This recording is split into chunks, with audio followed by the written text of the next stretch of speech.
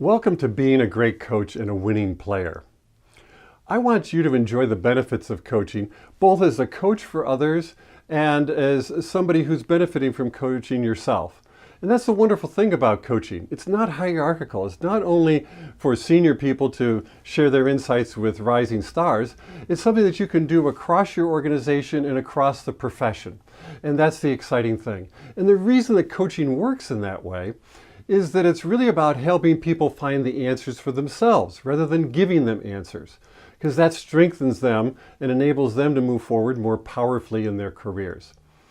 So let's take a moment to look at what it is that people are looking for from coaching. We did a survey of people across the country, people involved in the ICMA coaching program, to find out what it is that they wanted from coaching. And here's what we found. The major motivations that came from players about what they're seeking from coaching were to expand their horizons, gain insights about challenging situations, to have a confidential sounding board, and to be able to advance in their career. Now, broadening their network and also addressing work-life balance issues were important to them as well. So let's turn now to taking a look at what it is that volunteer coaches feel motivated about in terms of providing coaching to others. Why are they willing to take their time from their busy careers to help others in the field? So what we heard from coaches is that they're interested in volunteering their precious time because they want to support others in their careers, they want to give back to the profession, they want to keep themselves fresh and engaged, and they're interested in connecting and learning from the players. So it's a two-way street for them, and to expand their own network of who are the rising stars and interesting and engaging people that they'd like to know and be able to connect with in their profession. Let's take a look at how we're going to address these topics, how we're going to find ways to help coaches and players connect in a powerful way, because we see the motivations are there, they line up, but what we're missing is a way to get coaches and players together and to have them understand how they can interact effectively and to be able to do that so that they can move forward effectively in their coaching relationships. What we're going to cover in this video is how you can think of talent as a story that you can write new and exciting chapters about. Second, we're going to tap the insights from neuroscience and psychology that are going to help you understand what are the key levers for best brain thinking that can empower coaching conversations. Third, how to engage a coach as a catalyst. We're going to discuss this concept of a catalyst, a powerful way for a coach to make a difference. And fourth, how to enjoy a talent catalyst conversation, how to put the pieces of a coaching relationship together in something that you can do in less than an hour in a powerful session. So first, let's think about your talent as a story. You know, each of us has a story about our talent. It usually runs something along the lines of, I've accomplished these things in my career, prepared myself in these ways, and here I am today. And I could be doing even yet more wonderful things, but, and then there's sort of big buts that get in the way. And those big buts can be things like, lack of time, lack of resources, maybe an unsupportive organization, any of a host of things. And while any of those individual items might be true to some degree, the question for each of us is, are we going to get stuck in that chapter that we're in? Are we just going to wallow there, or are we going to move on to yet a more exciting chapter? Are we going to be able to move from being a victim of our circumstances to being the hero of our story? And so one of the things that we've learned is that when we're in a fearful frame of mind, that it really drains our best thinking. That our prefrontal cortex that has great ideas and effective ways of organizing our thoughts gets disengaged. Our cerebral lobes that come up with our creative thinking drop out of the picture. So if we're going to change our stories for ourselves, we have to get out of that kind of fearful victim position in order to be able to tap our better thinking. So let's take a look at what we can learn from neuroscience and psychology of best performance that can create that shift, and how that creates an opening for coaching to be a very powerful resource for each of us.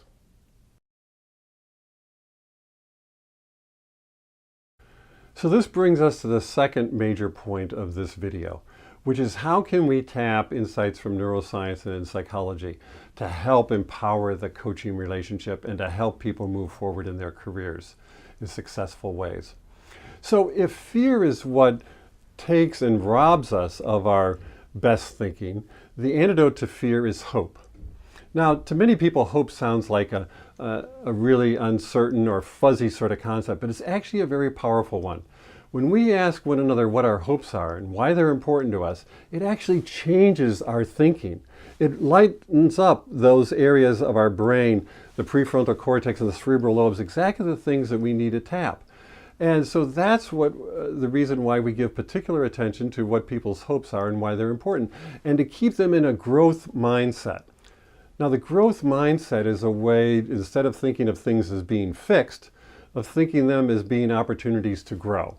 So instead of thinking of all those buts that are in our way as obstacles we can't get around and we have to wait for it to dissolve or remove, what can we do to be effective in growing ourselves to respond to them effectively?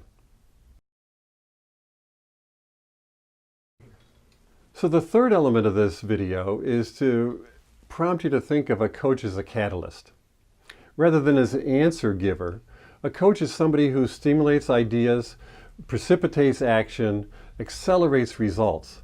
But that doesn't mean that they're there giving you the answers to the particular topics that are coming up. Instead, they're acting as that catalyst, something to stimulate. And the interesting thing about a catalyst in chemistry is that catalysts don't get used up in the process. So this is an important thing because I hear from many coaches a concern about, well, how am I going to coach this player who reports to somebody else without getting in the middle of that relationship and somehow messing things up? Well, the catalyst doesn't get engaged in that way. The catalyst gets engaged by stimulating the thinking of the player, helping to introduce new ideas, but always leaving the power with that player, him or herself. That's the key. So the fourth element of this video is to invite you to enjoy a Talent Catalyst conversation. And I'm going to talk with you about the coaching opportunities that exist in that conversation. Now, you may choose to use the particular recipe that I offer for a Talent Catalyst conversation that incorporates these elements and gives you a step-by-step approach to it. Or you may want to pick these up and incorporate them in your own style of coaching. I'm not trying to prescribe things to you. I'm rather trying to give you tools and techniques and principles that will be useful to you in any approach that you take to coaching and in your coaching relationships. And first and foremost, coaching is about a relationship.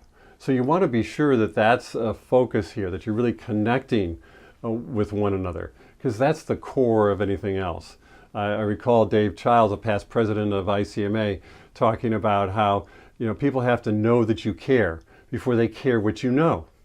So that's true with these coaching relationships. People have to know that you care about them and you care about each other before they're really going to open up and be effective in these discussions.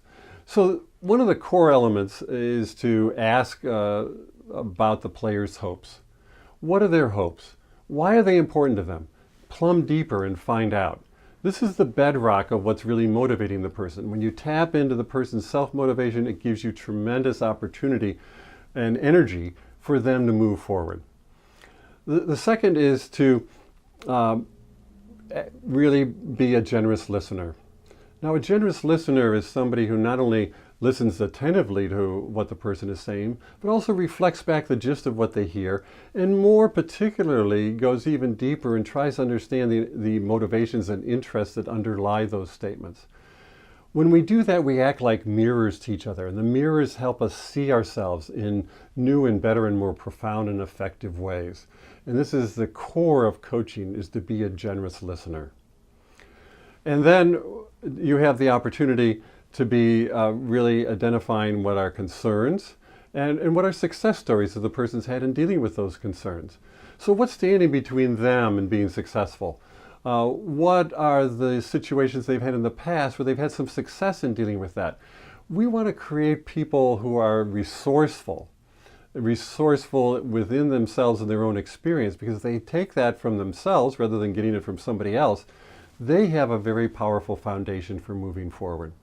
And that, you'll see that as a core element of the coaching relationship. And then we're really looking at how to encourage growth and tapping of resources. How is the person going to need to grow?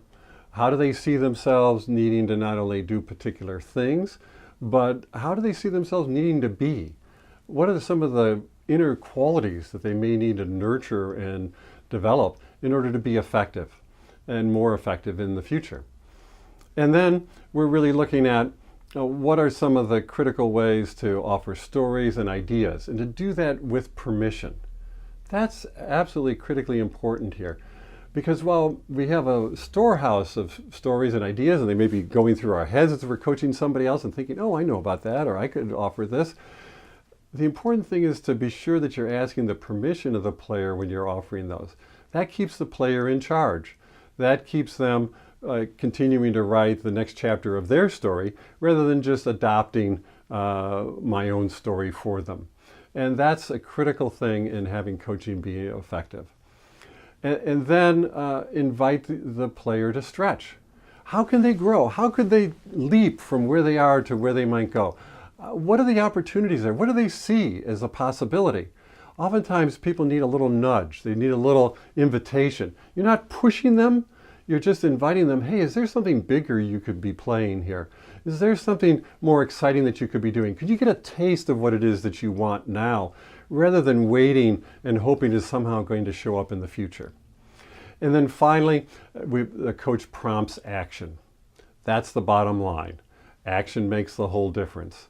And it's not to impose actions on the player, but to say, okay, through this conversation, what is it that you'd like to take away? What actions do you think would make sense for you? And how do you see in the way you work effectively to translate those intentions into results? So that's the gist of a Talent Catalyst conversation. In the videos that we have about the Talent Catalyst conversation, including an unrehearsed, full-length, 39-minute coaching conversation, you'll have a chance to see how you can weave these principles in through a proven step-by-step conversation guideline. So I hope this video has stimulated you to think about coaching, maybe in some fresh and different ways, and to see the possibilities that it has for you, for your organization, for the profession, and perhaps giving you the excitement and confidence that this is something that you'd like to do and that you can do. And so I want to share with you what are the other resources that are available to you to help you on your next steps. So what we have beyond this introductory video, intended to be for both coaches and players, and you may be both in your career, and that's great. We next have a video on being a great coach, catalyze the greatness in others. So this is, okay, delving more deeply into these principles of coaching, and to be giving you examples and illustrations abstracted from a live coaching session so that you can see what this is actually like. Frankly, I learned coaching first 20 years ago and got stimulated to be excited about this when I saw somebody doing this, and I thought, wow, that's powerful. I'd like to do that. That could be exciting. And I hope that you'll find a similar motivation and stimulation as you view these videos, and more importantly, as you try coaching yourself. And then we have a parallel video on being a winning player. Take charge of your talent. What's key to getting ready for having a successful one-on-one coaching session? How can you establish the conditions for what you're looking for out of that coaching relationship? And there are many different ways that people can participate in coaching. So it doesn't have to be all through a formal conversation. There can be a variety of things you can be looking for. In fact, I know of one of the rising stars who says she's got many coaches. Somebody who's helping her think about her career, somebody who's offering some particular advice about difficult circumstances she's facing, someone who's helping her network. So there's a variety of ways that coaching can play out for you. And I want to talk with you about that. If you're thinking about getting coaching, what are the different ways you can use it? How can you step forward to get connected with a coach? And what are some of the things that will help you to enjoy that relationship in a successful way? And then finally, as I mentioned before, we have a full-length 39-minute coaching session. So you can see me coaching somebody live so that you can see what that's like. Unrehearsed. So it has all of the characteristics of what an encounter might be like. As we close this video, I want to acknowledge the support from many resources for the success of this effort. The one-on-one coaching videos and materials are made possible through a legacy grant from CEPO, Continuing Education for Public Officials. And many of these one-on-one coaching resources draw from the book, Take Charge of Your Talent, 3 Keys to Thriving in Your Career, Organization, and Life.